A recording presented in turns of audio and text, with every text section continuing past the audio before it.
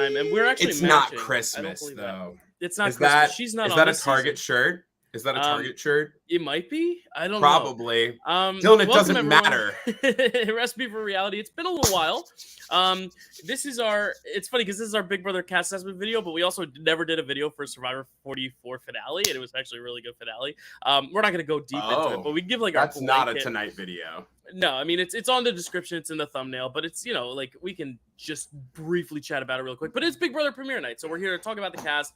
It's been a year since this. I'll just play my winner pick, which is hilarious because you put her in your bottom 5, is Taylor. I like Taylor. I really like Taylor. Wow.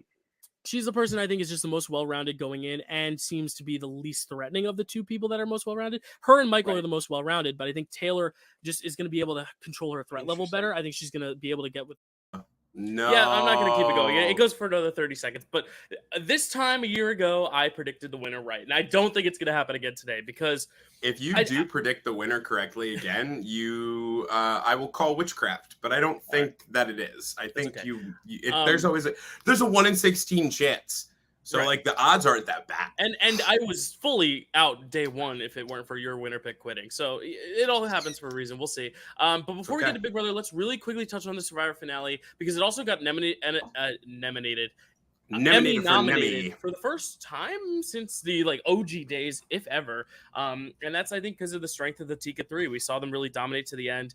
Of course, I think we both kind of predicted, or you didn't predict it, but I think I predicted Carson going out at fire. But neither of us predicted the winner correctly. Actually, wait, I think I predicted Jam Jam, but I thought it'd be a tie. I think it'd be a tie between Jam Jam and Carolyn, and then I thought Jam Jam would get that tiebreaker vote. But that wasn't the case. Jam Jam kind of just won pretty dominantly. You didn't predict a Carolyn. You didn't predict a Carolyn 0 vote. That was the difference. You predicted Carolyn second because she should have very likely gotten a few votes, if any. That was kind of the big takeaway from the finale. Is like, how does Carolyn not get votes? But it really is how you sell yourself in the end. And I just think Jam Jam sold the Tika 3 and took more credit for it, is what it came down to, because it really was a Tika 3. Dylan, this is very important, and we haven't had a Recipe for Reality since then. I jammed myself, and I won my first org. That's right. Zach won his first org. Congratulations, sir. I will be participating in one soon, I believe. You are, but you can't say which. I can't say which, but I will be also participating in an org as well soon. And Survivor's gonna have a big talking point for this episode as well, which we'll get to in a sec. Any last thoughts, so really quickly on the 44 finale? I mean, I thought Jam Jam was a great winner. Carolyn was a great fan favorite. I think it was told exactly how it should have been. Yeah, a lot of people have had a big issue with modern Survivor. A lot of people think that right now. I was discussing with a couple people yesterday that modern Survivor is very either advantage heavy, or it feels like they're kind of holding your hand a little bit. A lot of people have a problem with the modern day Survivor. I feel like the finale of 44 proved that Survivor is still on a good track because that alliance was so dominant. They were able to handle it all the way up until the very end. The only reason that they don't handle it is one of them doesn't win that final challenge, that final four immunity. And if they do, this is a very different season. But the fact that they were so dominant and they went from literally, I mean, it's got probably one of the best reality TV stories we've had in a while, which is three of the underdogs really literally work their way to the top when all of the odds are stacked against them. It's awesome. I'm very excited for 45. I think it's going to be great. But Dylan, it's not Survivor. Survivor is Dylan's. Survivor is Dylan's mecca. We're in my season now, and it's Big Brother season, baby. Big Brother usually heralds the summer in. It's sort of heralding the middle point of the summer, right? It's August. We've all had kind of a month to ourselves, maybe been at the beach, maybe you got into the pool, you got on vacation. But now we get 16 brand new house guests walking their way through tonight. And that's why we're doing it live. And we're just two guys sitting in our rooms here to tell you what we think of all 16 of them. And this is huge right there. I was watching the cast interviews right before this, kind of to keep my opinions fresh. And the first question that they were asked in those interviews is what it means to them to be a part of such a historic season. I mean, we're 25 seasons in. We're not 25 years in. We are 25 seasons in, because some of these, I think we might be 24 years in, or 23, because there was a year where 9 and 10 happened in the same year. Well, it started in the year 2000, because 2001 was season 2, because that was the big 9/11 thing. Oh yes. So we're 3 seasons, so we're 23 seasons in, or sorry, we're 23 years in. Yeah. But I mean, they're all correct. 25 is a huge year, and I'm sure we can expect some big stuff. I mean, you know, I have not yet watched the special. We watched a little bit of it together. Dylan has watched the whole thing. Yeah. But obviously, I mean, we're not here to talk about all of that. It's a huge season. Mm-hmm. These guys are here. These players clearly have come to give it their best. So Dylan, you want to lay out kind of the format? Yeah, so we're going to get into the format. We're going to do it the way we did last time, where we're going to talk about each one individually in a random order, but then at the end, we'll say whether or not there are top 5 contenders, being like the 5 people we think we're most confident in, maybe not necessarily being top 5 of the game, but like 5 we're most confident in to win. And then actually, no, it's just confidence in getting in the top 5 too. It could be people we think are going to be like fan favorites, like cut at the end, stuff like that. Then we're going to do like 6 people that we think are going to be like jury people. So that's like they make it past the pre-jury phase, but don't make it to the end game. And then we're going to have 5 pre-jurors, because nowadays, you know, you get 5 pre-jurors, 11 jurors. Now, the only thing is that like we don't know for a fact if this is the 16 or if there's going to be more. And I think we can also theorize on that a little bit before we get into it, just because this is. I agree. This season, we did see this clip going around of Daniel Reyes, Brittany Haynes, and Frankie Grande, 3 of the biggest fan favorites of all time, getting into the Big Brother house and putting this like ray gun to twist time. Julia's called it the multiverse season. They're jumping in on the MCU Loki Spider-Verse train of doing everything in some good stuff everywhere all at once. But I think what's interesting is that like I think the way this is going is that we're going to see a lot of previous players hosting competitions and then throwing twists from their seasons in on the game. I think we're going to see somehow the reset button come into play, and Frankie Grande is going to introduce that because that's what screwed him over. Or maybe Brittany Haynes will unleash a coach's twist. Maybe we are going to get returning players because of that. Maybe we're going to see, I mean, we have a character named Blue, a character named Red, and a character named America. Maybe Team America is going to come back. You know, maybe they're going to pull from some of these most iconic twists, also a Frankie Grande twist. Maybe they're going to pull from the most iconic twists of all time. There's also this kind of good versus evil feel. Maybe they're going to pull like some of the cast gets a good power, some bad power, villains, and they try to see heroes versus villains. It's hard because like you can't just label someone a hero or a villain based on their own job, right? I feel like heroes versus villains is something they should do with a regular returning season, right? But maybe there's going to be an element of like you can use this power for good or evil type thing, right? Because there's a lot of comic book theming as well. Like I really don't know how it's going to go, but I think it's going to be more of the players influencing the theme of the season rather than we see returning players. But if we do see returning players, I hope they're worthwhile returning players. It's just I don't know with 16 people if they're going to add 4 on top of that. That'd be 20. That seems like a lot. Whereas I think 16, if there were 16 and 4 of them were coaches, there would only be like 12 plus the coaches. So I really don't think there will be coaches, but it's always something to theorize every season we get it. There was a lot of speculation on Twitter. Obviously, we always take everything on the internet with a grain of salt until it's proven fact. There's a lot of speculation about something about passports, something about bringing in kind of like people have a lot of thoughts that there might be people from BB Can that are going to come in and maybe it's a 20 house guest season instead of a 16 and we get 4 people. So, and again, it's all speculation. I would be shocked if we didn't see something a little bit bigger for this. You know, it is 25.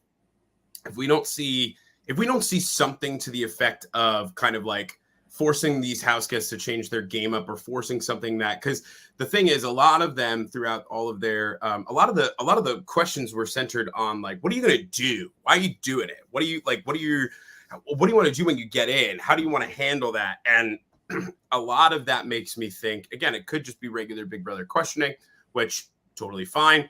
Part of me thinks a lot of it probably has to do with the fact that like, they're asking them what their plans are because they're, you know, whatever strategy they're going to have to kind of change it on the fly. And obviously you always have to do that, but there's so much that they don't already know about. And there was a huge question about twists, which makes me think that they really are planning to have some big things thrown at them. It's just a matter of what. Well, I think they would have loved to do an all-star season for 25, but the last time we got an all-stars, there was just so much pre-gaming. I think this is the best way to do it. Have the all-stars be influential, Right. but not necessarily need them to play. The best all-star seasons, aside from the first one, are the ones where it's all-stars and newbies because of the twists with the coaches. Right. But the last all-star season we got with all of it is just too much pre-gaming, and I just think this is going to be an interesting way to kind of like have a fresh new feel, but also keep it more of a legacy season in a way. Right. But let's get into these players. Let's do go. it. The first one on my list here is just Cameron. Let's just get the look at the cast in general. There we go. Now we're gonna go to Cameron. A lot of blue.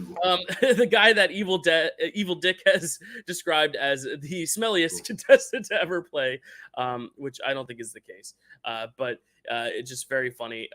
He looks very interesting personality. I'm not going to keep him on with us because you can't see us, so we will talk about Cameron here. Zach, first initial thoughts on Cameron. What do you think? You're muted. It's okay. Sorry, my headphones disconnected. It's okay. Okay, cool. So my first initial thought on Cameron was I love him because I love his energy. I think he's excited to be in the house. He's obviously a huge super fan. The game means a lot to him. He was talking about how, this has been a dream. Julie Chen has kind of like sent him to sleep while he was growing up because he would watch her 3 nights a week. He's very funny, very personable. My thing about Cameron is that while I was listening to his interview, my opinion started turning quickly, which as a player, and not in a way that, nope, it is a way that it's negative. I'm not going to try and sugarcoat it, right? His first impression was great, super personable, super likable, and then as he started to get more comfortable and answer more questions, it felt very performative. And obviously, they're performing; they're on a show, they're characters, and that's what they're trying to do. But it came off as not condescending and not cocky, but very. Very, very like showman, like, oh, I miss Julie Chen, my first crush. Like it came off as very, it came off as very, I got the ick, as it were. I'm excited to see what happens when he's with other people and not just by himself. Maybe that's just what he's going to do in the diary room. I think he's got, I can't remember exactly what he said strategy wise. I think, he said he does not want to have a threat level at all. He wants to kind of lay low and just keep watching, and I think that's good to start off. Yeah, that's why I was originally really drawn to Cameron, because he does feel like someone who's going to lay low, very chill, probably going to be good under big, high stakes moments. He's a stay-at-home dad, and I think there's a lot of patience that comes with that. Having kids, being a stay-at-home dad, learning how to deal with pressure at home when you're in a confined space. He's not used to necessarily working with adults as much as he is kids, obviously, because his profession isn't a profession at all. It's being a dad. But I think that's going to help him. I think that's going to endear him to a lot of people. I got really good vibes off of him. The only thing is he's a little older. I don't necessarily know where his political views skew, but he could have a little bit of that Frank on the return kind of vibe where he gets almost a little, you give the ick a little bit. But I like Cameron. I have him in my top 5 contenders just because I really don't see him being an early target unless he like goes out of his way to make himself one. I really just don't think you look at him and think he's going to beat me in comps or he's going to be a social threat. I think he's just calm enough to where no one's seeing him as the social butterfly, but he's just likable enough to where no one's going to really necessarily not want him in your alliance, So he's a top 5 contender for me. We'll reveal our winner picks at the end, but he is a top 5 contender for me. Where do you have him, Zach? For me right now, I do have him in the jury. I think that he holds a lot of merit. He holds a lot of merit a good way through.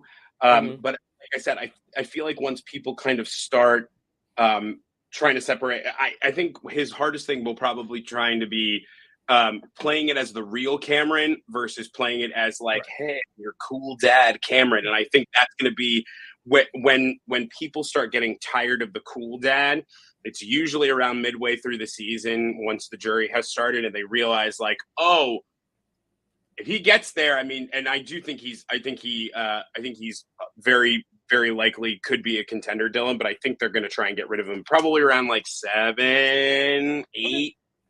He's probably looking at him. he feels like prime double eviction contender. You know what I mean? Like get him out when he can't talk too much. Interesting. Okay. Talker. Cool. All right. So you have him in the jury. I have him top 5. We'll reveal later how we rank. We'll only rank the top 5, and then we'll give our first group prediction. Let's go to one of the women on the cast, and this is the oldest woman ever to play Big Brother. It is Felicia Cannon. I am very excited for Felicia because older people on Big Brother, I think a lot of people tend to think, oh, they're old, let's get them out. That's the survivor mentality, because when you're on a tribe, you want to get them out. When you're playing an individual game, why get out the old person? You want her there. Now I baby. see, like in 20, Steve was the oldest guy, but that was a relatively young cast. When you've had an outlier older person like Jerry on Big Brother 10, he gets 3rd place. Cliff on Big Brother 9, or was it 19? Yeah, or 21. Cliff goes to Final 4. Obviously, he was voted off and came back. But I think being like the resident old person, and Felicia's not old, she's in her 60s, but she is one of the older people. Having that resident older person, I think it's a working for you nowadays in Big Brother than it would working against you. I don't think she has much win equity because I don't see her winning those final comps to get to the end. And I don't necessarily know if people are going to want to sit next to her because she probably is very well spoken, kind of like a Tiffany. You don't want to sit next to Tiffany at the end, but you know you can also probably beat her at a competition in the end. So you're going to take her to the end. I don't have her in my top 5, but I do have her in the jury just because I don't see her being a pre-juror. I really think she has a solid game plan. She is very endearing, very cool. I think this is one of my favorite casting gets recently. Zach, what are your thoughts on Felicia? I love Felicia. I love Felicia. There's going to be a lot of memes. Felicia has the openness. And so like my mom is a realtor. She's a real estate. She's a real estate agent. Felicia. Yeah. She has the openness about her that I feel like everybody's going to want to talk to her about everything. I think she is going to be one of the people who we watch all season. She gathers it all in. And just like the way that she talked about navigating, she said she didn't want to reveal 2 secrets. And her first secret she didn't want to reveal was that she was 63 because she wanted people to believe that she was a lot younger than that, which I think is she wants them to believe. She's like, I know that they're probably going to think I'm in my 50s, but I don't want them to know how old I am, because she wants to find a way to connect with them still a little bit easier, but not seem like she's useless, which is such a cool, she's not like, I'm here to show them what the old people can do, which I think a lot of the older house guests usually end up being like, I'm going to show them that they're not all that. Like Terrence was like that. Steve was like that. And I think Felicia's biggest up for me, she is a contender for me. She's not the winner for me, but I think she's probably 5, because I don't think she'll win those final comps, but I think that she'll be able to talk her way out of things. If she got to the end, I feel like she would give probably one of the best final speeches and would probably answer the questions, probably one of the best out of any of these people, out of any of the people here. But I feel like they won't let her get that far. What I'm excited about is she seems so grounded. And she seems like she's not going to fall for any of the BS of a younger individual. So like someone like Corey coming and trying to lie to her isn't going to work. And I don't say Corey like he's young, and he talks about that a lot. So I can see her calling out people on their BS. And that's going to be something that they love her for no one's messing with me while Mama Felicia's here. Like that, there's not a shot. She's a contender for me. Cool. Yeah, her name's going to be part of a lot of memes. You know who else's name is going to be part of a lot of memes? America Lopez. I mean, when your name is America, you're bound to just have like all the memes about your name made. But I think that's a good thing, because if she does well, then you could say America loves America. But if she doesn't, it's the other way around. America, it's interesting because she fits into this like younger. She kind of fits like the younger girl super fan, but not like I know everything and I'm going to tell you every fact about it. She's more of like the casual, low-key super fan, kind of like the 2 Alyssas, you know what I mean? Like, doesn't come across like she's this huge fan, but is still knowledgeable enough about the game. And both those Alyssas went really far. The other Alyssa's last name is Lopez, so it's funny you're gonna get an Alyssa Lopez and America Lopez. The difference is, though, she's a little older than them, and I think that's going to be a good thing for her. She's a medical receptionist. She has an Ivy League degree. She's going to be really smart. So she's going to be able to play the pretty girl role, maybe get into showmance or 2. And I see your face, Zach. I'll let you give me shit later. But she's going to be able to play like the pretty girl role while also having the mentality and the brains for it. I think it's honestly kind of what you thought Paloma would be last year, you know, like the very young pretty girl, but very smart as well. And I think her smart is going to be what sets her above an Alyssa Lopez and Alyssa Snyder because of her age. Not to say that they're not smart, but I think she's just like an extra degree of smart where she's a nerd hiding in the stereotypical we cast her for her looks archetype. Now, I don't think she's top 5 because I still think she's going to be threatening to a point where they're not going to want to take her again. But I have her in my jury phase. I think she's like, she comes across as a very intelligent person that I just don't know where she's going to go. She could be targeted early, but again, like I don't think strength matters. I don't think she's going to be the best in comps, but I think that's going to help her and send her a little bit forward. I see her being part of a lot of alliances. Zach, you seem to be a little bit more negative on America. I assume she's in your pre-jury. Tell me why. I don't like America. Okay. And it's just funny hearing like everyone say, yeah, I don't like America, the phrase. I don't like funny. America. And here is why. When she was all of her immediate answers I thought were great. I mean, she's a super fan of the show, which is awesome. You got to respect that. Obviously, like the two of us sitting here are super fans. We love it. We're appreciative of it. Here's why I don't like America. I know that she's probably very smart. I don't think she knows what she's doing with the game already, because her strategy was she brought up the kitchen. And I know that like that's like a funny answer sometimes that people bring up, but like it was such a serious part of her. She was like, I am going to, what did she say? She said, she said she was going to bat her eyes and she was going to flirt with who she needed, which I think obviously a viable strategy. But she said she wanted to be the one that they want to keep around. But her way of doing that was the kitchen. She didn't really talk about making connections. She didn't really talk about her threat as a competition, you know, like in terms of competitions. She didn't talk about her threat in terms of alliances. There's actually only one person who I thought was worse strategically than her, and we'll talk about them when we get there. But America is in pre-jury for me, and I do think that she's probably like around the Rachel oh my god, yeah, around I wanted to say Rachel Riley. Yeah, she's probably around there for me because she jury. Okay. Yes, yeah, she's the last pre-juror. And it's really only because again, she's clearly very intelligent. I don't think she has an idea of there's a couple people who are like, you can't really go in with a strategy, which is stupid. And I do, and listen, you can go in with a strategy, you just need to be willing to change it. Right. I was going to say, it's such an unpredictable game, though. You can't really know what the strategy is until you get the season. I get that philosophy, though, of not knowing what your strategy is going to be. I think, but my thing is, as a player, I feel as though you should at least have you should have one thing that you want to focus on. Do you want to focus on winning comps? Do you want to focus on making connections with people? Or do you want to focus on laying low?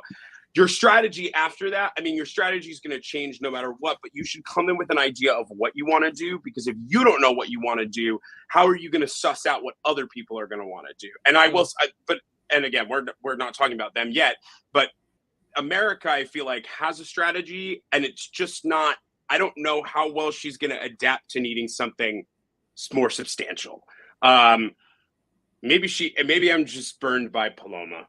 No, maybe I'm fine. just burned by Paloma, but I do think that like I didn't enjoy listening to her, and a lot of the comments on the video were like, I can see America being one of the favorites and going far, and I personally just don't see that. Okay, interesting. Let's continue along the young women train, because this kind of segues into another discussion, which is Riley. Riley, first off, coolest cast photo ever. Good for her for taking it by the reins. Riley's interesting because like Riley fits into the same archetype I think America does, where it's just like the young flirt. She's gonna get into showmance. I think Riley's gonna get into showmance, and I can tell you exactly who she's gonna get into showmance with. I'm excited to find out. I think we're probably on the same length, but I don't know, maybe not. But Riley, I have a little less confidence in winning, only because I don't think she has that intelligence that America has. You know, she's a bartender. She's going to be a very personable person. I think she's going to be like your Annalise, whereas America, I think, is your Alyssa, like Alyssa Lopez, where, you know, so Alyssa Lopez was the last one of the standing outside the cookout. She had good bonds with people, just she wasn't part of the cookout, so she got cut. But if the cookout doesn't exist, she probably goes a lot further. Whereas Annalise just kind of latched onto that big alliance, and then when it was time for her to go, it was time for her to go. I think that's kind of where I see Riley going. I have her in my jury just because, like, I don't think they're going to target her early, especially if she's in showmances. Usually, showmances, people think that puts a target on your back. It kind of doesn't in Big Brother as much. Like, I think if she's in a showmance, especially with people who win HOH, I think she could go far. I just don't see her winning. I also think there's a risk of her being an Aaron where she becomes almost like a problematic figure on the season. I don't want to will that into existence. I hope everyone steers clear of that. But just, she's in Nashville. You never know. She's young. She's the youngest girl in the cast, I think. Maybe Blue's younger. I can't remember. So, like, I think she's going to be okay, but I don't think she's going to be one of her highlight players of the season. I think she's, like, middle of the road, kind of around America's placement. I just think America's going to go out because she's smart, whereas Riley's going to go out just out of, like, necessity. Maybe she's someone who goes home, like, in the first half of a double eviction where it's just like, all right, we're going to get out Riley now, and then we'll move on later to someone else. But yeah, I think she's going to get in a lot of showmances. Where do you have Riley? She's in my jury phase. Where do you have her? Riley's also in my jury phase. Okay. On the flip side, I love Riley. I think she's incredibly entertaining and in a way that, like, is incredibly self-aware based on all of her interviews. She seemed like, her big thing strategy-wise, her top two things were, I forget what the first one was, but the second one is, like, don't be a floater, which I always appreciate when people are actively trying to not, like, just, like, blow their way through the win to the end, because it means that they care about the game and it means they want to win. Riley, to me, is... I don't think she has the capability to win yet. She gives me the same feeling that Tyler gave me when I was watching pre-seasons of him.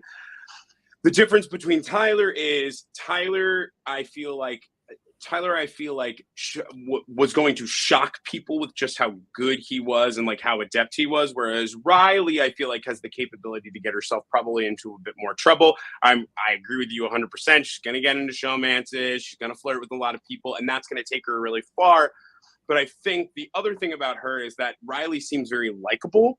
And because she's a bartender and deals with so many different types of people, I have a feeling that they're going to, and I don't think she said she was going to lie about it. Maybe I didn't get there. She said she was an open book and she likes to talk a lot. Maybe that's also why I like her, because I like to talk a lot.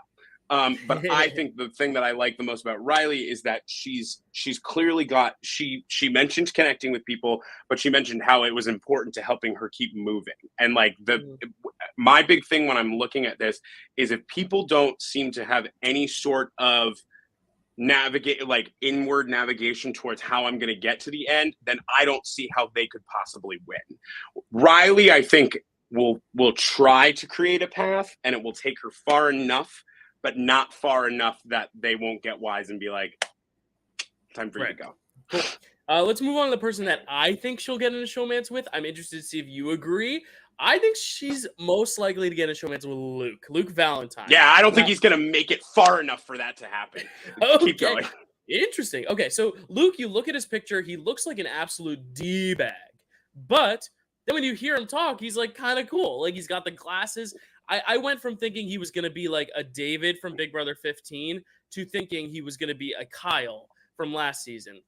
Oh, he's such a Kyle, and they look like each other. Kyle went home for interesting reasons that are kind of unique to any other scenario. But if Luke doesn't have those biases, Kyle could have and probably would have won the game. And I think that's something people don't realize. The only problem is he just played. And I think Luke, if people see him as, like, a Kyle, I think he's going to start off really good and really hot, but then people are going to be like, we cannot take this guy further. So I have him as, like, an early juror. I do have him in my jury, though, because I think, like, Luke is going to be – I'm just so fascinated to see how Luke plays. Is he going to play a more nerdy strategic game? Is he going to play a more social, flirty game? I think he's going to hook up with Riley. It just makes sense. There's one other person I think people think might end up with Riley, but I think he has a much more interesting background and story that we'll talk about. But I think Luke could go anywhere. He could be your first boot because he's a douche. He could be a juror because he's a threat, which is where I think he is. Or he could win the game. I really think he could be a Tyler, too. I really think there's a large spectrum for Luke.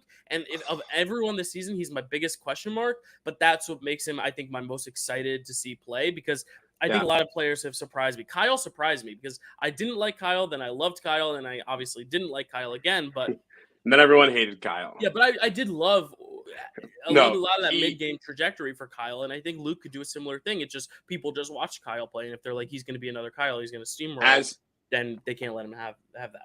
As a game player, Kyle was superb. The problem with Big Brother is that part of your game then becomes who you are. And so this is my problem with Luke, is that Luke is in my pre-jury. Okay. And I'm going to tell you why. He lost me the minute he was like, I'm a fire sign. Miss me with that. And to me, he looks like he's going to be a douche, and then he talks and you're like, oh, you're not a douche. And then he said that and I was like, oh no, you are a douche. Yeah. Because here's my thing. Of everybody in the cast, I feel like he is one of the people to me who seems the least likely to have ever seen the show. He seems like he is very much more someone who people said, like, you would be great on the show, or was recruited. That of everybody here, maybe except for Blue Kim. I've got another name, which we'll talk about next, that I'm like, this person's never seen the show. Okay. Ooh, I'm intrigued. My thing with Luke is that I feel like he tries to be, he said it, he's like, I want to be the guy everyone comes to, I want to look like a himbo. I want to do this. Anyone who says they want to look like a himbo is never gonna, because Luke gives me, I'm going to try and let everyone do their thing, and they're not going to do it well enough. So I'm going to try and do it for them. Mm. And it's very similar to like Devin and like Devin and Brent, not Brett, Brent from 2023. Like, they're gonna try and play it cool and be very like auspicious, but it's gonna catch up with them so fast, and people are gonna realize, because I feel like there's too many people on this cast that are gonna call that shit out, that he can't hide behind that. And so for me, again, it's one of those things. I feel like it's less he might be a great game player. He didn't say anything too revolutionary, which is obviously it's okay. There's only so many ways to answer a Big Brother question. But what I got was people are gonna catch on to that act real quick, and it's not gonna go well for you. Mm-hmm. And that was my big thing with him, is like, if you can do well, that'll be great. But if not, it's gonna be because you think you're great at this game, and I just disagree with that. Mm-hmm. So he's in my pre-jury. I think he's probably like a third or fourth boot. He won't go first. And he also said, I don't want to win any competitions, but then I kind of want to win the first HOH comp, but I want to win the first HOH competition. And I was like, okay. Let's transition to another one who fits in a similar archetype. And at first I went, that's your first boot. But then I read about him and I went, oh, I like this guy. It's Matt. Matt Klotz. I accidentally put an I. It's Klotz with an L. Matt is someone who like comes across very like surfer dude, like Travis, or like David, where like first boot easy. But then reading about him, and he's the one I said I don't think he's ever watched a day. I don't think he's ever seen the show either. I don't think he's ever watched this. But I do think him being deaf is a very so cool. Like, I think it's a very endearing thing about him that, like, I think any threat level is going to be minimized by that. And I'm not to say that he's going to play it to his advantage, because he wouldn't really necessarily play it. And he very much says, like, he doesn't let it define him. Here's the thing that I went, oh, okay, he could do really well. He's an 100% accuracy lip reader.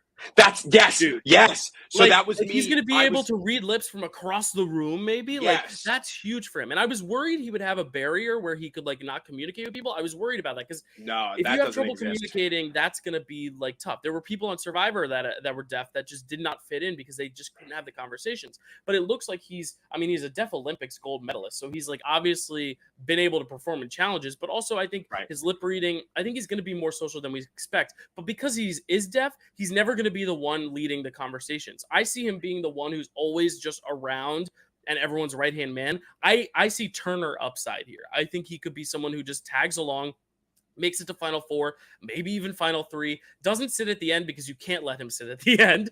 But I don't see any reason you would get rid of him early because honestly, I think there are other people that are just as good, if not better, physical threats. Luke is a better physical threat. We'll talk about Jared. We'll talk about Hissam, Corey, all these people that I think could also win challenges. I don't think people are going to look at him and be like, we need to get him out because of that. And I also don't think they're going to get him out because I think they're going to be worried, how are we going to look getting out a deaf person first? I really think he's endgame. He's in my top 5. I love Matt.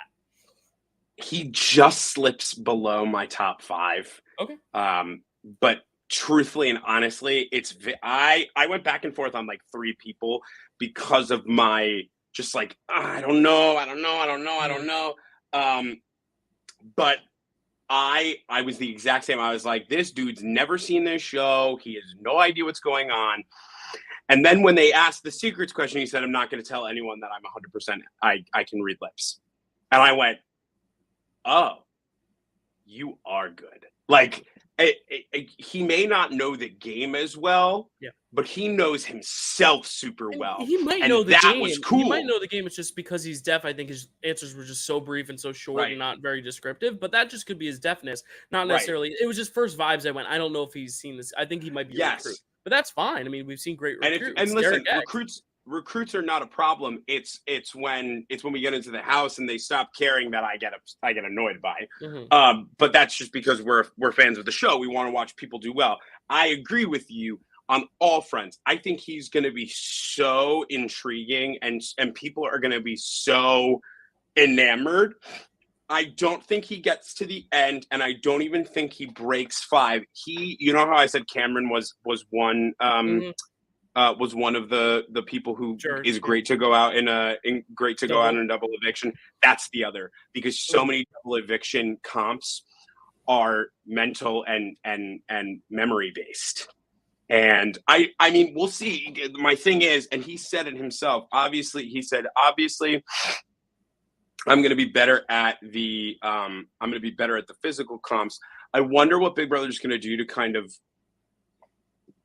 level it. I don't know if they're going to. It would be kind of weird if they didn't.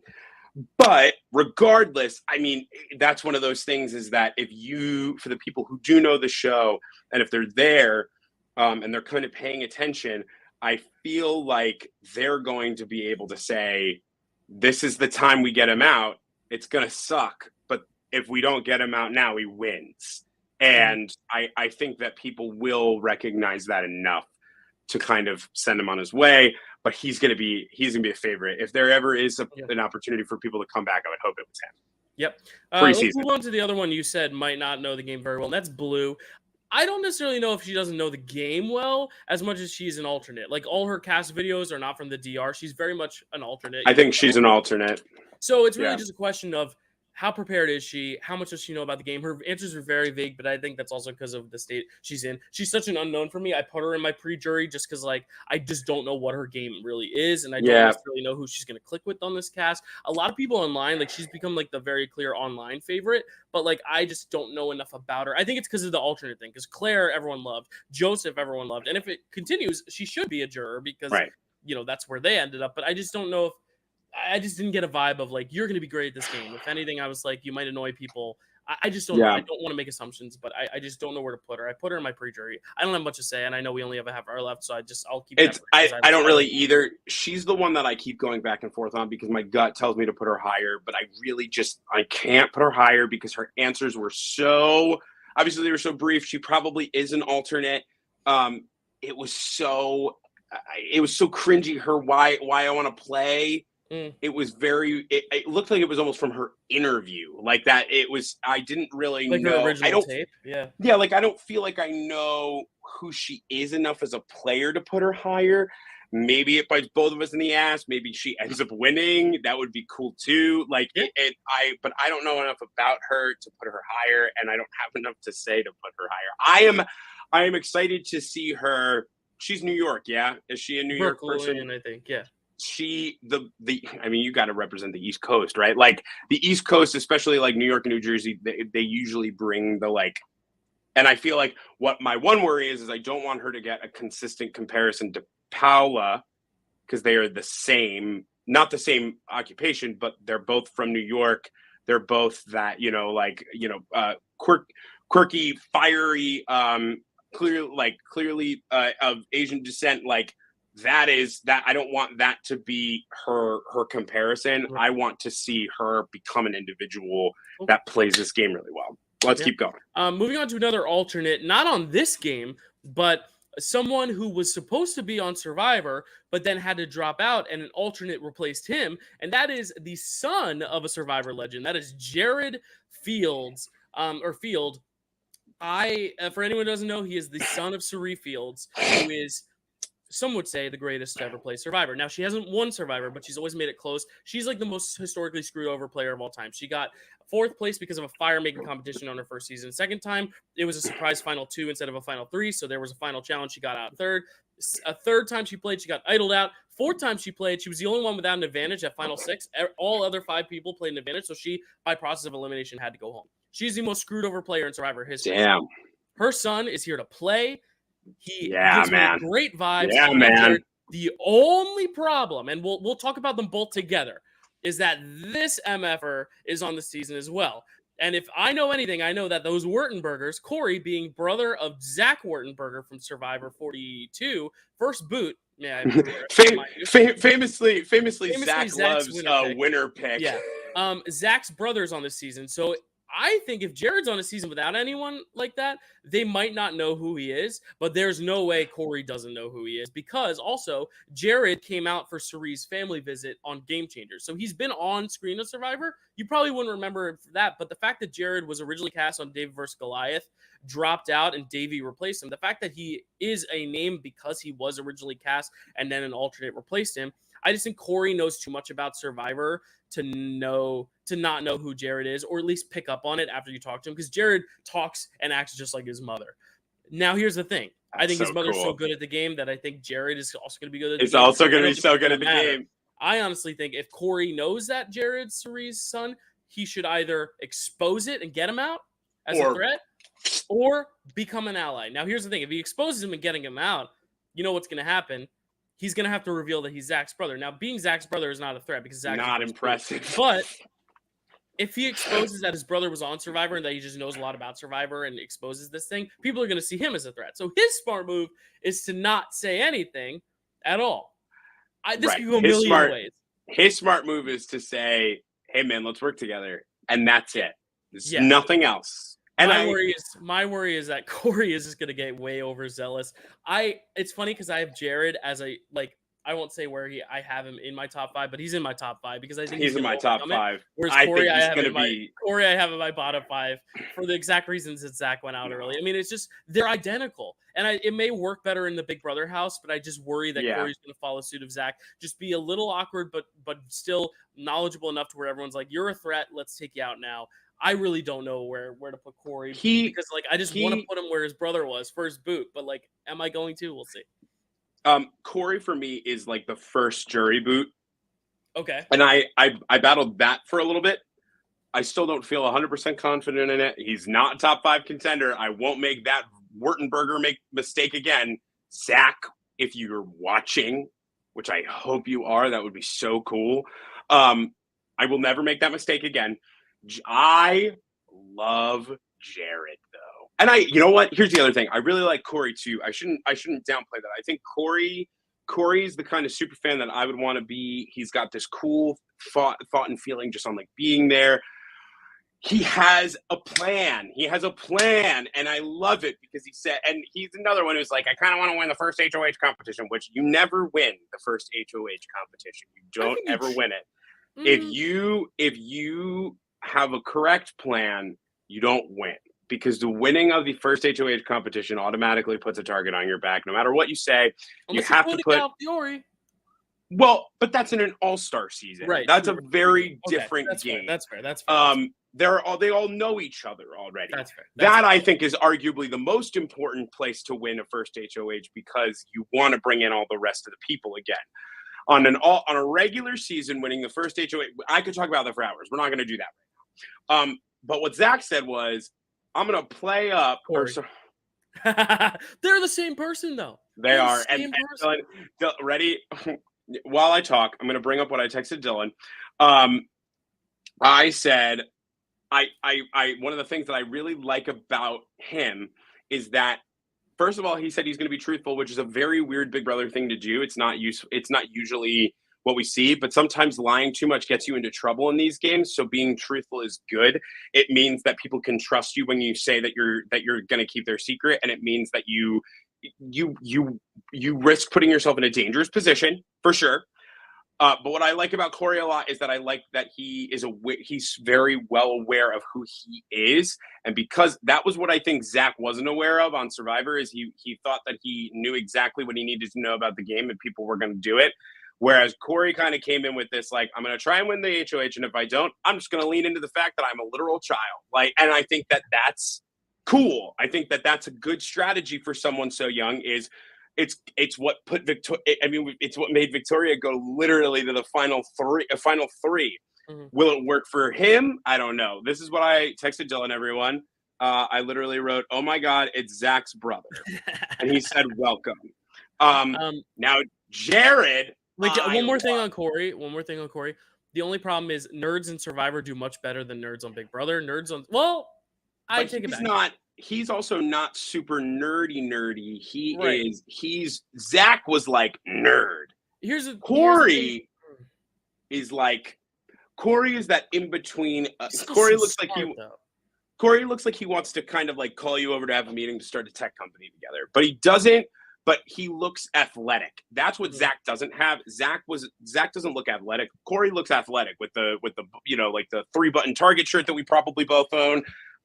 He looks like he has enough. He looks like he has merit to what the game requires. Yeah, my only thing is like Survivor nerds tend to go a little further, but never get the gold. Like Carson or like a Cochran his first season, he came back and won. The thing with nerds on Big Brother is you either get your Ians and Steves who float and win, or you get your Camerons. That's not his fault. That was a dumb twist. But who's to say that won't happen again? What if they put Paul in the game as like another joke? Like, oh, we're bringing Paul back. Please don't. But here's the thing: if they live in Armenia. Ian was the first boot on 14 before Boogie saved his ass. Corey could very well just be the nerd that everyone's like, we got to get him out now. Like that's my worry with Corey, and honestly, that's what happened to Zach on Survivor. I'll say right now, Corey's my first boot, just because I think it would be funny, but also like. I just think nerds have Steve was the first target. He won the veto. Both times nerds were first. Like, they went on to win. Here's the thing. If Corey survives week 1 as a threat, maybe he will win. But Ian was targeted week 1. Steve was targeted week 1. They just won things to get him out of it. Cameron got out week 1. Like, I just think nerds, I don't know. I'm worried. But I'm optimistic. But just for the joke and the team, I did put him as my first boot. I might change that after thinking about another player. But we'll get there when we get there. Okay. Jared.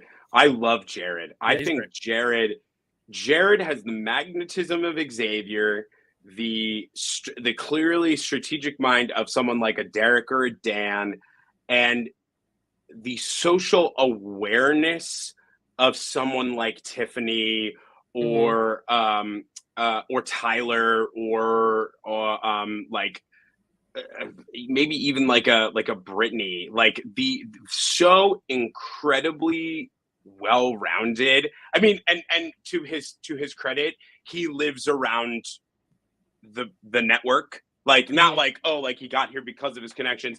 No, he lives around the thought process of these games. His mom is so influential to him that they have probably been prepping this for years. Not for him to go on Big Brother, but like what would happen when you were on a season of either of these shows? They've probably talked their way in and around it. He probably has a plan A, B, C, D, A prime, B prime, C prime.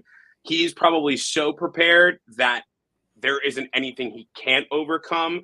He's just not. The one thing he's probably hoping for is that no one figures out who his mom is. And if he does, I think that's his only one Achilles heel that we're real. Like, I'm crossing my fingers. I'll tell you right now, that's why I don't think he's going to win. I have him actually in my 3 spot because of that. So we'll see. I have him at 2. Okay. Yeah. So we are a little on a time crunch, so let's just rattle through a few that I don't know if they need a lot of explanation. I mean, one that we know exactly what we're going to get is Red. I love him. You do? I like him, him, but he could have Cliff upside, but he could also be Cornbread. I don't know if y'all remember Cornbread. I remember Cornbread. He could also be a Frenchie. Yes. I just worry that he's someone that they can all collectively be like, he's fun, but like he's a good consensus. We can get around getting rid of him. I mean, it's not like a Felicia where she's older and she can like kind of skew it back around. I don't know. He's still in jury for me just because I still think like he'll go far enough. He'll be like a fun presence, but I don't see him going to the top 5. I don't know. I love him. I love him. I love him. I love him. And I'm going to tell you why. His answer about why he's there is the most important thing. I think he has a lot of these people don't have a reason to be there. He has a reason, and it's personal, and it's fueled by fire. Like you can tell when he's talking. The thing that I didn't like about Frenchie, and even like my thing with like Cliff and some of these older players, and like Cornbread, like they were so goofy and so clearly like a character. Red looks like a character, but doesn't talk like a character. He has the image of like, he reminds me the most actually of Donnie. And what I loved about Donnie was that Donnie, even though he was goofy and he sort of had his accent, like he was ready to go, Donnie never once had the idea to give up. Yeah. And Red's whole thing is he's trying to prove to himself that he can do this and that he's got what it takes. And sometimes the money is great. He feels the most real to me. I love that about him. I think he's going to be such a big hit. I could be wrong. I think he's going to be such a big hit with people that it's going to play so well for him. And I think he has, I would love, this is what I really hope to see. I would love to see Red and Jared be like this unbreakable They're gonna duo. say red and blue. No, not Red and Blue. I would love to see Red and Jared be this like unbreakable duo. And it is because of that he gets cut so close to finale. So I won't like reveal top 5 too much. He is in my top 5. He's a contender. I'm going to go with my gut on that. And I'm going to hold my hands up high that it's right. Cool. I have him in jury just because I could see him going like a Donnie, where like he's fun enough, you keep him around, but then you cut him. Another person who's going to be really fun, but again, I just don't know if she knows what she's in for. Bowie Jane Ball. Not much to say about Bowie, just that she's very fun, but she reminds me of Indy. Like she loves Big Brother Australia, but Big Brother Australia is a whole nother game. So I just don't different. think she's ready for what she's in for. I could see her like crumbling pretty early, almost like a Frenchie. She could be like a jury person like Indy, where she just gets taken out, kind of floats along, but she's not going to have any win equity. I have her in my pre-jury just because I think she's one of those easy early boots if you need one. Maybe she's your second or third boot. Like I really just don't have much confidence in her. I don't have her going. I have her going to jury. Mm-hmm. So Bowie Jim was the person who I've been talking about. She if they tell you have if they tell you have they have a strategy, they're lying. That to me is the biggest red flag I've ever heard in a pre-season interview. You need to have some sort of idea what you're doing when you walk in.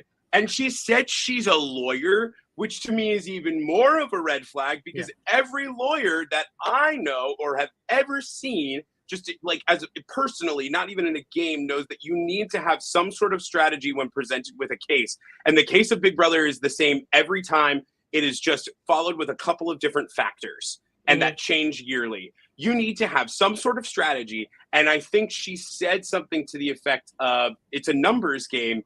And she said, get in with a big alliance. How are you getting in with a big alliance? She has a lot of, I'm going to do this, but no like actual plan, which drives me nuts. And I don't like that. She's in jury for me. I went back and forth on her and another person to switch between jury and pre-jury. My gut tells me to keep her there. I don't know if it's going to be right. We'll find out. No worries. All right. Moving on to another person I just don't really know how to read, and that's Nicole Hayes. Nicole. I really like her. It's just like I just think she's just kind of she's such like the average player. Like she reminds me of like an Amira or a Taylor. It's just which one is she going to be? Is she going to be the Amira who's just so solid but gets out early because she's a threat? Is she going to be the Taylor who makes it all the way? I don't know, but she just seems very good. But like nothing compels me to put her in pre-jury, nothing compels me to put her in top 5. But you have other words, it looks like. Dylan. That's it, man. Oh, she's your winner pick? That's the winner of Big Brother 25, I think. We were supposed to save it to the end. It's okay. You blew your load early. It's fine. Sorry. It's okay. You're excited. It happens to the best of us. I was trying to rattle through these really quick, but it seems like you have a lot to say about her. No. I'm saying we should take time on her. Yeah. I will say I'll save it for like our actual rankings. Some of my but the Yeah. big thing that I like about Nicole is that she is ready to play up the fact that she's a politician. She's ready to not tell anyone she's a politician, and she seems, like you said, she seems so middle of the road, and I think that that's going to be such a good thing for her. Is that she's going to be so middle of the road. She's going to have and her idea is, and she's not shy about what politicians do. Shake your hand, kiss your baby, stab you in the back, and take your money. And I thought that was such a cool, like, it's so obvious that that's what someone would do if they were in that situation. But I think that knowing that that is kind of the trajectory, she is the person who will not, I think what I like about her is she's not going to be afraid to make moves that piss people off. And because she's not going to be afraid to make moves that piss people off, she's not going to, she's going to hold merit for people as a shield. But I think her other best thing is, because she's a politician, she will be able to talk her way out of any super difficult scenarios she's in. I'm very excited to watch her play. Yeah, I'm excited too. All right, let's go a little more rapid fire through some of these as well. Hisam is someone, he's gay, he's very likable, but he's almost such a big personality that I'm worried he's like an Andrew Gordon. Remember Andrew on Big Brother 12? He just comes out the gate so strong that it's almost a little bit too much. And he's a little older, but I don't think he's like red. Like, I don't think he's going to be as fun. I think he's just going to be a lot early on. It was between him and Corey for my first boot pick prediction, honestly. I just don't know what he's going to do that's going to like set him apart. I just don't know. He's going to be likable, but I just don't think he's got that killer instinct. I don't know. He is also my other, he is my pre-jury. He was the one who I was going back and forth between with Bowie Jane. I thought maybe he'd be a first first jury boot. I thought maybe I don't know. I just don't get enough of I don't get enough substance from him in the diary room. So I question how he's going to do when he's, put in front of people to do this. So he doesn't hold much weight and merit for me. I would be very excited to kind of see. And he's so proper when he speaks in the diary room that I'm like, how are you going to connect with people when you're going to settle down and like be in this house with them for 14 weeks? How are you going to handle that? So I'm curious to see what he brings to the table. Hopefully it's something good, but if it's not, I think we'll be right. Cool. Next, let's talk about, just going down my list, Kirsten. Kirsten is someone who very clearly, she has a plan. Zach loves that. She says she wants to create a dominant majority alliance, which is like the strategy to win modern Big Brother. And I think if she can do that, that's great. But we've never really seen someone go into the game wanting to do that succeed, except for Cody Calafiore and Derek. But those are two of the best players of all time. Other times that has happened, like 20, it went back and forth between level 6 and Faute. Like, it wasn't like one dominant alliance. It then caught on that level 6 dominated. But again, I think she's a little overzealous here. I have her as a pre-juror, but not like early boot. I think she's honestly more of an Amber, where she's going to be so strong out the gate. I think she actually has very likely a good likelihood of winning one of the first few HOHs. She might be a Rachel Riley or an Amber, though, where she like gets out right before the jury because she's just the strongest woman there. That's where I have her. I have her as the last juror. Zach, what are your thoughts on Kirsten? That is probably my least favorite player on this whole thing. Oh, is she your first boot I don't pick? like Kirsten. She's not my first boot pick. I do think that the more likely first boots are someone like, right now, my money on first boots is probably someone like Blue Kim, because I just don't know enough about her. That's a safe bet. Or Hisam. What I really... Is she a pre-jury, though? She is a pre-jury for me. And it's what you know what? I do love a plan, Dylan. You know what I hate, though? A generic, no substance plan. Okay. Start a big alliance and run the game. How, bud? How are you going to do that? What are you win going the to first do? HOH. And I guess so, everyone right? Wants to be friends with you. I mean, if she can pull it off, great. But I think that would just lead to a boring season. Cookout did it too, though. What I don't love about her is I just think that, like, maybe it's just her personality. I don't love. I mean, I said that about Taylor. So what do I know? You know what I mean? But what I don't like about Kirsten is I feel like her story is great, right? Coming over as a young girl, coming to America to live the dream. I thought that was so wonderful and so inspiring. She's not an inspiring speaker, and so she wants to run a dominant alliance, and she wants to, you know, steamroll through the game, but she doesn't have that fire. Like, she doesn't have that presentation from a diary room interview, you know, whatever. I just think that, though, I agree with you. I mean, it's like it's like Joey tried to start an all-women's alliance, and look what happened. Goodbye, Joey. Like, it's one of those things where, you know what, it's great to say you want to start a big alliance, but like, Derek never said he wanted to start a big alliance. Derek said he wanted to be a part of a big alliance, and Derek said, this is how I'm going to be a part of a big alliance. Devin was the one who wanted to try the big alliance, and look what fucking happened. Pardon my, you know, but that's my thing. The greats have decided they wanted to be a part of a big alliance. The duds have decided they wanted to start the big alliance. And that, to me, is such a big telling thing. Someone will always start the alliance for you. Don't start it yourself. Never do that. It's funny. The last two people we have to talk about, ironically, are my final two. I didn't even. Oh, I'm so excited. Wait, I'm so excited that you like them. Okay, keep going. Okay. So one of them is in your top 5. One of them is in your jury, from what I'm gathering from what's left. Yes. So do you want me to start with my winner pick or my runner-up pick? You can go with your winner pick, because I want to see who it is. Okay. Jag, baby! Yes, I love him. I love Jag so much. I'll be honest, and I'll talk about Izzy as well, because this is my final 2 prediction. They both kind of look like outcasts of, like, Big Brother 7 through, or like 3 through 9, like kind of like a Nokomis cowboy, like very outcast. But in a modern season of Big Brother, I think everyone's going to warm up to them well. Izzy had one problematic comment, being that she binged all of the seasons of Big Brother. That's not problematic. Not problematic, but like, a lot of people have been like, not for me. I'm saying for a lot of people on Twitter. A lot of people have been pissed off because they're like, you can't watch all the Big Brother twice. I'm like, who cares? She is obviously studying hard. She's likable. She's fun. She's wearing a Harry Potter flannel there with all 4 houses. Like, she is so fun. She one more note on her later, which I'll talk about. But Jag, also very fun. He seems the most chill. No one's ever going to see him as a target, but he's going to probably be part of every alliance, unless you get...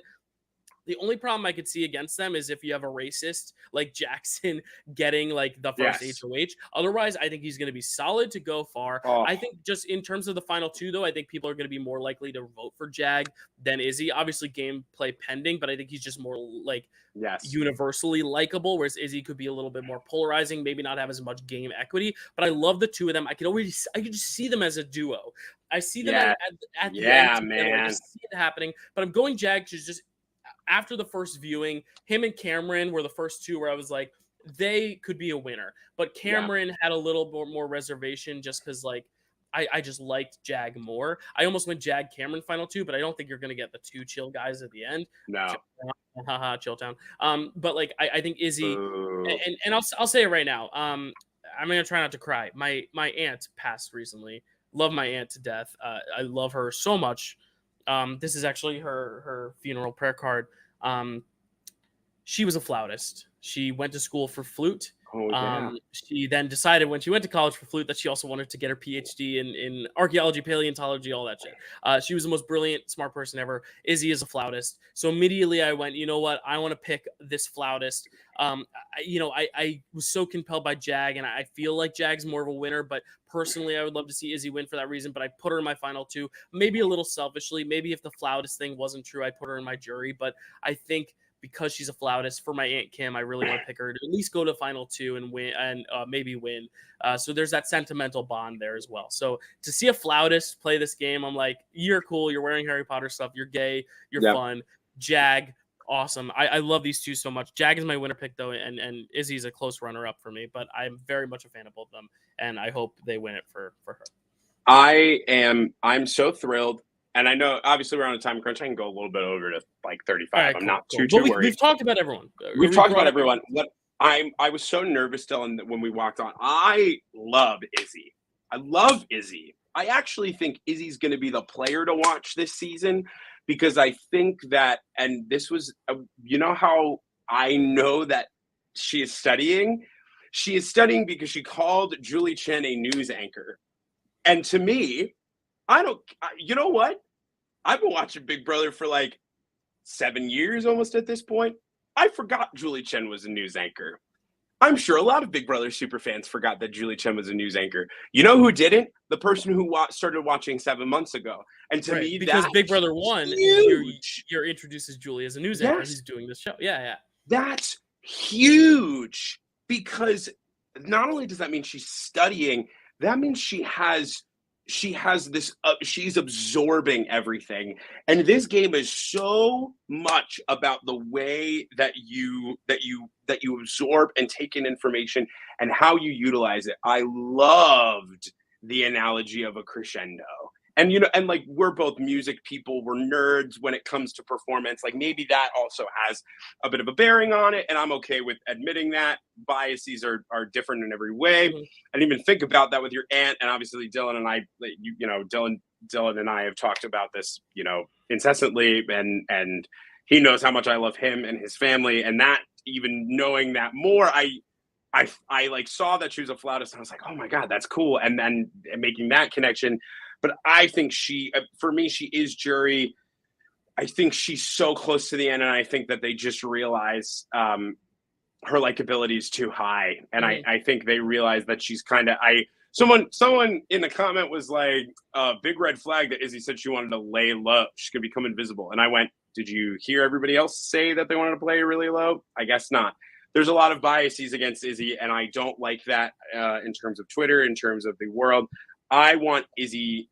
I would pray to be wrong and to watch Izzy go to Final 2, because I think it would be a cool story. Jag is my number 4 overall, and we'll talk about that. I love Jag. Production clearly likes him. He had a lot. I don't want to say the actual like terminology, because I will say it wrong. He's the first person of his specific sect of religion to ever play the game. And he's excited about that. And I love that he's excited about that, because to me, it speaks to the fact that it's similar to Red, where I feel like they want to prove things to themselves, to the people watching. And Jag comes off as this, like, just very, he's ready to play the game, but he's ready to wade his way through it until time is right. And I think that is such a great strategy. I think he's going to get along so well. Again, with Izzy, I can see him getting along really well with Jared. It would warm my heart to see him and someone like Red become, again, like Jared, Red, and Jag, this trio of people. Like, they're so different, but they come together and they make this awesome alliance. I am excited to hopefully watch him do well. I thought my only big thing, and he still became a contender, I think his one thing he said he didn't want people to know is he doesn't want to tell them his profession. He has a gas truck company, which I thought, again, was a weird thing to just keep a secret. But he bills it less like that and more as an entrepreneur and a real estate agent, and because he doesn't want people to know that he's so driven. And I think that's, again, hiding your drive. Probably one of the most difficult things in Big Brother is hiding your drive, hiding how much you'll do to win the game. Everyone knows that you're there to win, but people can't know just how much you would do to really get it. Because if they know too much, you're a boot. If they don't know enough, they don't want to keep you to be a part of what they're doing. And so I'm hoping that he finds that balance and finds the people. That's why I would love to see him and Red find someone like Jared, who knows the necessity of keeping your threat level low, but never letting people forget you're there to help each other win, and then eventually one of you win. So I'm curious. Cool. So do you have these ranked? Do you have these ranked from 16 to 1? I only have my top 5 ranked, but okay. So let's just recap. Then we won't have to do it then. Let's just recap who's in our bottom. You can say your first boot and then like who you think is around the first boot. Go to your jury and then we'll rank the top 5. So who's your number 1 first boot? And it's really based off of no other, like, it really, everyone else I just learned enough about. Blue Kim is my first boot, and it really is and it's not because I don't think she's going to be good at the game. I just don't know anything about her. Right. And because I don't know anything, I can't make a guess. Cool. And now rattle off who else you have going pre-jury. In pre-jury, I have America, Oh, wait, hold on. Let me. Yeah, okay. America, Kirsten, Luke, and Hisam. Okay, and now continue on to your jury. My jury's my jury's a smorgasbord. I have, and this is in no particular order. This is just the way they're written on the page. I do have Izzy in my jury. I have Matt in my jury. I have Riley in my jury. Matt and then Riley, Cameron, Bowie Jane, and then Corey rounding it out. All right, and now rattle off your top 5 in order. So I believe that Felicia will be the final 5 boot. They can't risk her getting to the end, even if it means that obviously she won't win the physical comps, but they can't risk anyone taking her. Jag at number 4. I feel like Jag is going to be a part of like a strong grouping that needs to be broken up. Red just coming in short, probably voted out after Nicole wins the final part of the HOH competition, deciding to break up Jared and Red, and just deciding that Red is a bit more driven and they can't allow it. Runner up. And then I have Jared as my runner up, and I'll tell you why. I think that Jared is going to be such a phenomenal player, but I think that people are going to be so mad at how much he might keep from them, specifically about his background in just CBS shows specifically, and they'll feel as though, you know, they don't have the access to experience, and I think Nicole will really play that up, and that'll net her the win. Cool. I'll just rattle mine off. I think the first boot, just for the joke and for the meme, will be Corey. Enough. And then after that, I do have Blue Kim going after that. And then I have Hisam. I see him going like an Andrew Gordon way. Then I have Bowie. The last person before jury I have is Kirsten. Then kicking off the jury phase, I didn't really rank these, but I do think we see Riley go out. We see Luke go out similarly around that. We'll also see that'll be when America gets taken out. I think Red kind of fits into that Donnie 8 slot a little bit. I think Nicole kind of fits into maybe the 7 slot. And then I think 6th place, just coming up short, is Felicia. But then in the top 5, once we get to the top 5, I think Cameron fits in the 5 slot pretty well. Then in the top 4, like I said, he's going to be like a Turner. I think Matt is going to come up short in the 4. I think Jared is going to be the big cut before final 2, just like his mother has been so many times. And then I do think Izzy comes out second to Jag at first. So that is our Big Brother initial rankings and categorizations. It'll be great to see our winner picks hopefully come to light. If not, I hope Jag does well. I hope your pick Nicole does well as well. We're not very divided here. Which is not Luke, usually what happens. Yeah, Luke is probably the closest we've got to like a big division, but not even. So I'm very excited to see how this season plays out. Zach, any last words? All the TikToks are up too. Go to our TikTok, Dill Pickle Movie Network. Yes, because we've got some cool Big Brother themed videos there. The last one just got posted as we were sitting here. So check out the TikTok. Obviously, check out some of our other content. I mean, we are in. We're in our on season. We're pretty much nonstop until I'm almost positive it's probably like November. So you'll be seeing a lot more of us. You can check out me on all my social medias, which my Twitter. Get rid of the little. I guess you gotta get. Don't get rid of the bird. Don't get rid of the bird. No one likes the X. But check out the Dill Pickle Movie Network on TikTok. We've got a lot of content coming to you that way.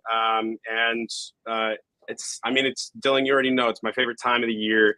We're premiere nighting tonight, and Survivor I'm excited cast to will see be it. revealed soon. We know the cast just from the trailer and stuff, but like the official cast bios will be out probably shortly because that starts I think in September, October. So we'll do an assessment video for that, and then it's going to be full-fledged like Big Brother Survivor. We're hoping to do Thursday nights after evictions to talk about Big Brother and Survivor back to back.